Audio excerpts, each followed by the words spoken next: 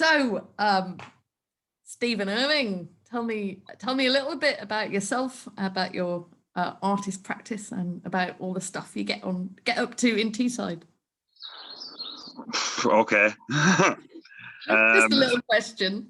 Just a little question, right? So yeah, so I have, I guess, 3 art practices. I work as Stephen Irving, as an artist, doing stuff as myself. I work as a graffiti urban artist called ZeroGradient, who I mostly do work that goes and sells in America.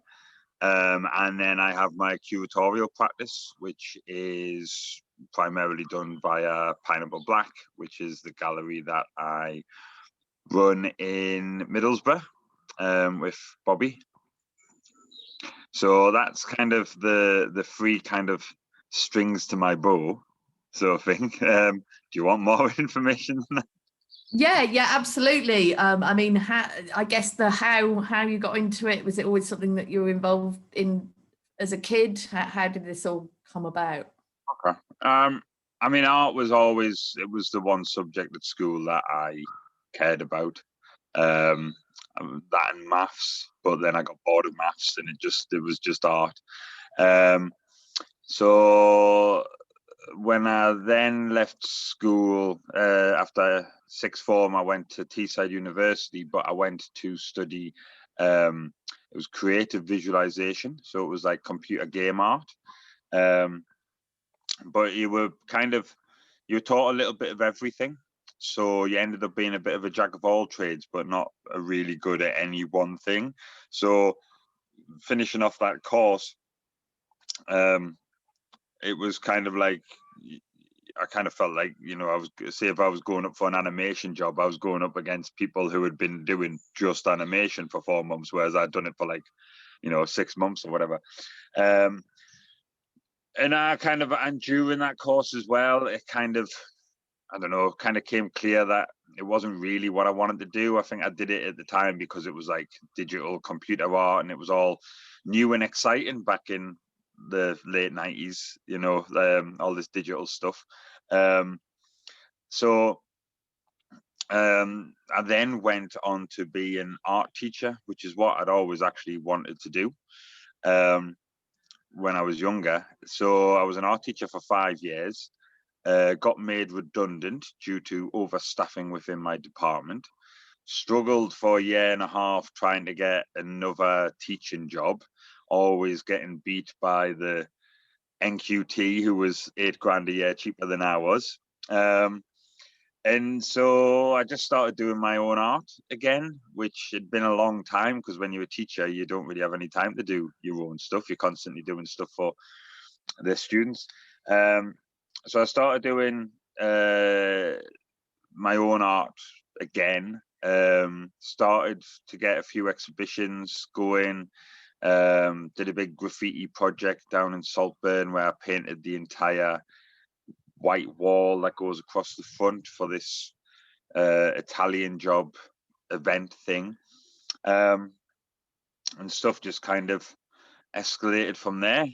Went back in 2014 to do my MA at Teesside in fine art, so that I could actually have the kind of fine art experience, being in a studio and working with other artists and stuff like that. And then kind of out of the blue, this guy got in touch with me saying, you know, be interested in buying some of your work for this gallery in America. He came along to my studio. They bought everything that I had. I've been signed on in a contract with them now for I think it's 2.5 years. And so they've got galleries and their own shopping channel and stuff like that over there. And so I basically make them work and ship it over there, and they sell it. And it seems to be going well because they keep buying more. So, yeah. Absolutely. The great British export of the creative arts. Yeah. Oh, yeah. No, I mean, ZeroGradient, which is what the Americans like into and buy. Like, no one knows who he is in this country. I don't think anyone really like cares about it that much. I have sold work as ZeroGradient, and I've done projects as ZeroGradients and stuff, but it's, for some reason in America, it just seems to have hit a chord or whatever with whoever, and yeah, people are buying them, so I ain't Brilliant. complaining. No, absolutely. Long may it last.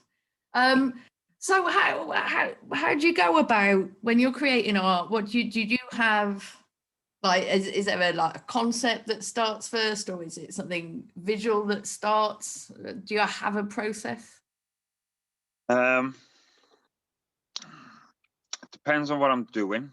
A lot of the time, if I'm doing kind of installations, sculptural kind of stuff, it's more that I just kind of come across an object or an item or something, and I'm like, ooh, that looks like it could be something good, and then it kind of ideas develop from there, through experimentation.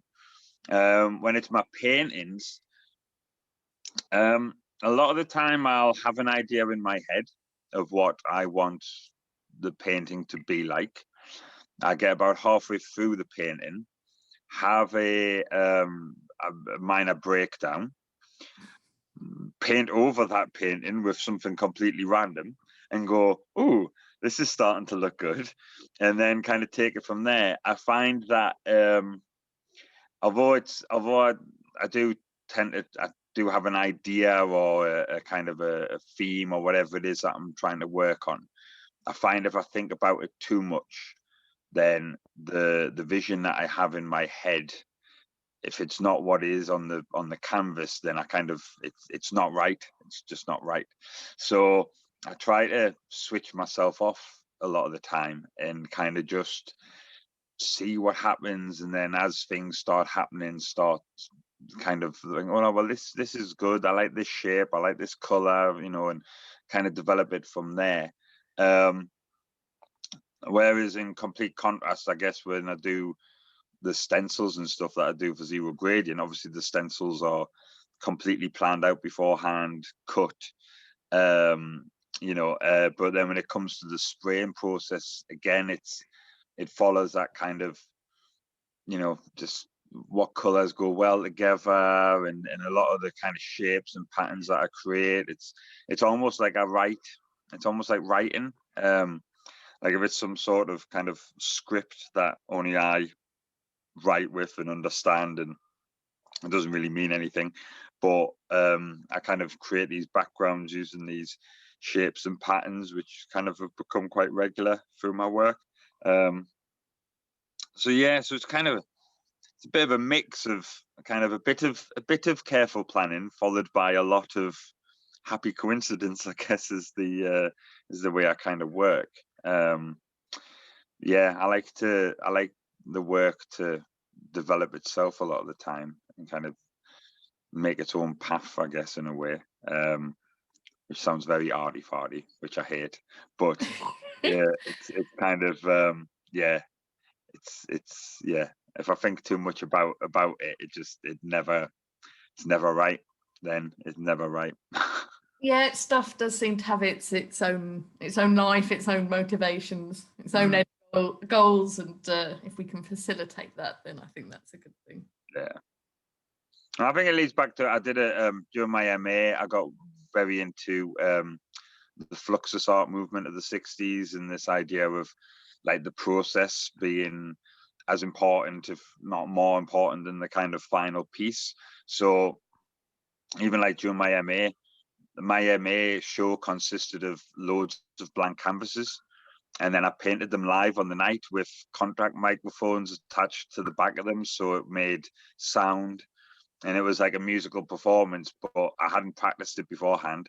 I just worked out that it would work, kind of give it a try, and it was like, yep, this makes sound. And then did like a 30-minute performance of this painting, like a few different things. So yeah, it's I do like to just kind of get things going, but then let them see where they take themselves, I guess.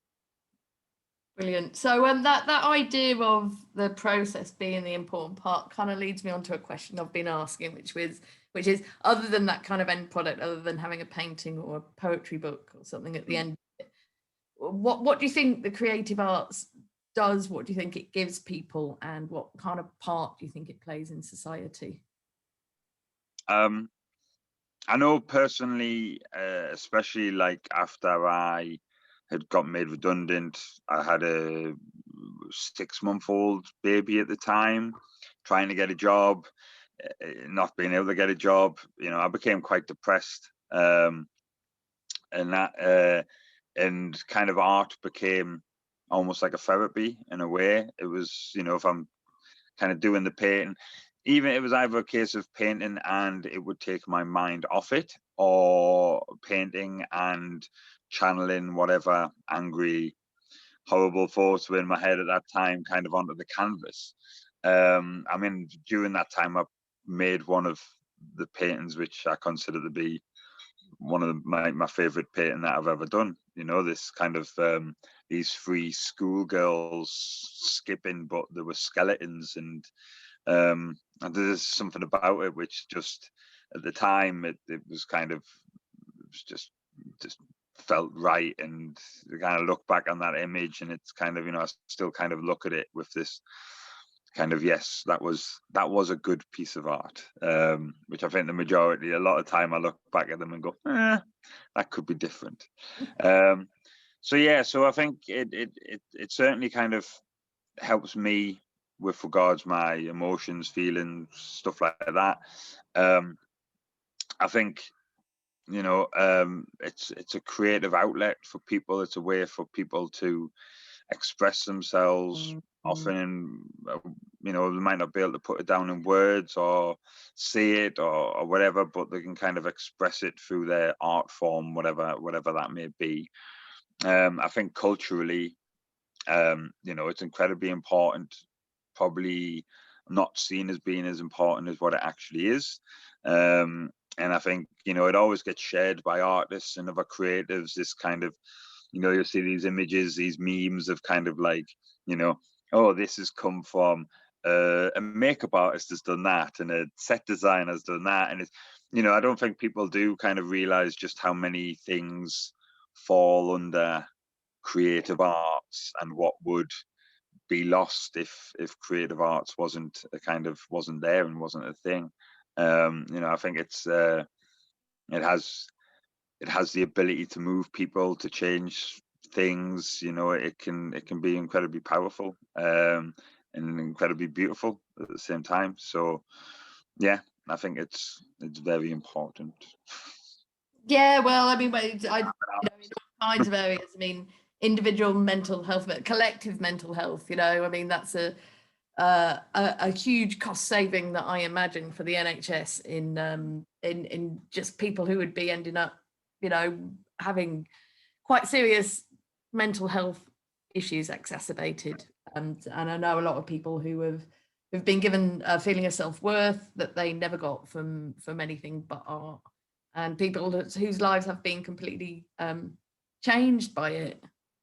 But you know, even just like getting through lockdown, every time you turn on the TV, you're dabbling in the light arts.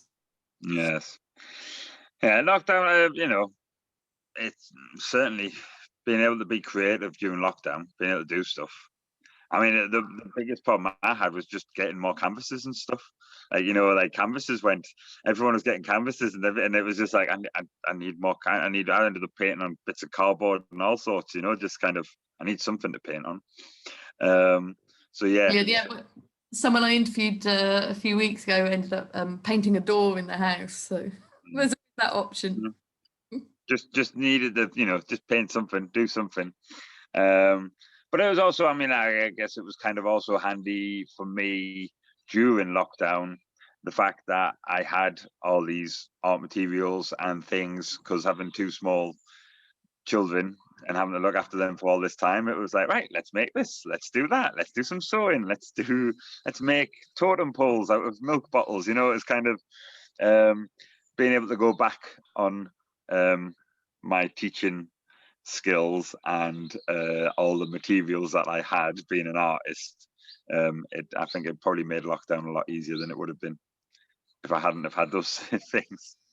Yeah, but obviously, I mean, things like Pineapple Black have been quite badly hit by lockdown. Even though you've got that space there, it's still not been possible to. The most socially distant possible space that you could probably ever have.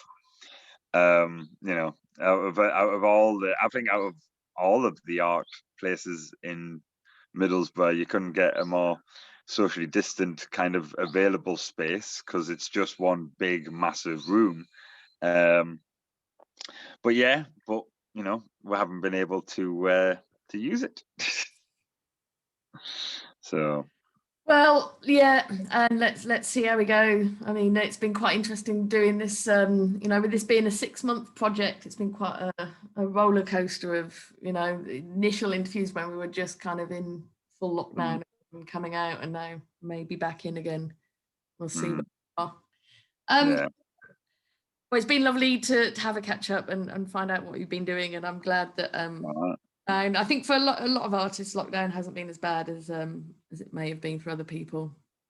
I think, you know, I know how lucky I am to be in the position that I'm currently in with regards to galleries and stuff, because, you know, as I've, you know, like I've seen other people that I know kind of struggling or not being able to get any work and stuff, and that I've been able to just kind of continue through it, you know. So it kind of, I do appreciate how kind of lucky in a way I've been to be in the situation I'm currently in when this has happened. You know, if this had hit 2-3 years ago, I don't know what I would have been. I don't know what I would have done. You know.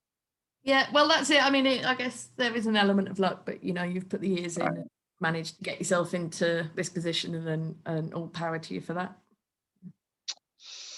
Yeah. Tell you, man, it's more. I've stressed about things now that I didn't even know I needed to stress about.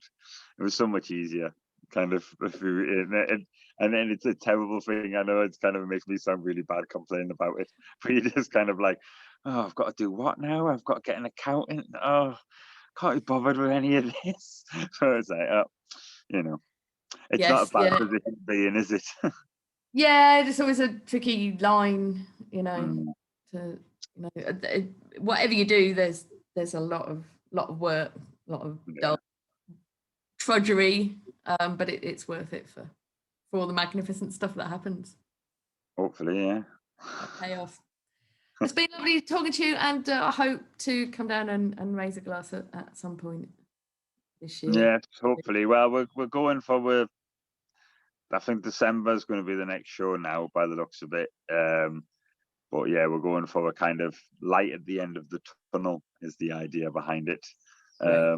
So yeah, hopefully it'll be a bit of it'll hopefully be a kind of a joyous exhibition rather than a kind of false hope, I guess. Yeah, we can only wait and see. We'll see, and I very much hope to be there. Take care. Right. See you later. Bye.